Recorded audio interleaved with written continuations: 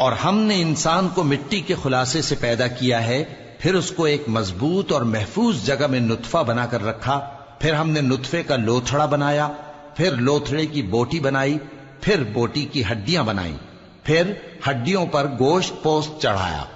پھر اس کو نئی صورت میں بنا دیا۔ سو بڑا برکت والا ہے اللہ، جو سب سے اچھا بنانے والا ہے۔ پھر اس کے بعد تم مر جاتے ہو، پھر قیامت کے روز اٹھا کھڑے کیے جاؤ گے، اور ہم نے تمہارے اوپر کی جانب 7 آسمان پیدا کیے، اور ہم خلقت سے غافل نہیں ہیں۔ اور ہم ہی نے آسمان سے ایک اندازے کے ساتھ پانی برسایا،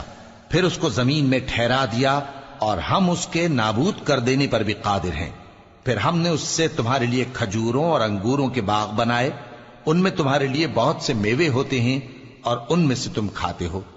اور وہ درخت بھی ہم ہی نے پیدا کیا جو طور سینا کے دامن میں ہوتا ہے، یعنی زیتون کا درخت کہ کھانے کے لیے روغن اور سالن لیے ہوئے اگتا ہے۔ اور تمہارے لیے چوپایوں میں بھی عبرت ہے کہ جو ان کے پیٹوں میں ہے اس سے ہم تمہیں دودھ پلاتے ہیں، اور تمہارے لیے ان میں اور بھی بہت سے فائدے ہیں، اور بعض کو تم کھاتے بھی ہو،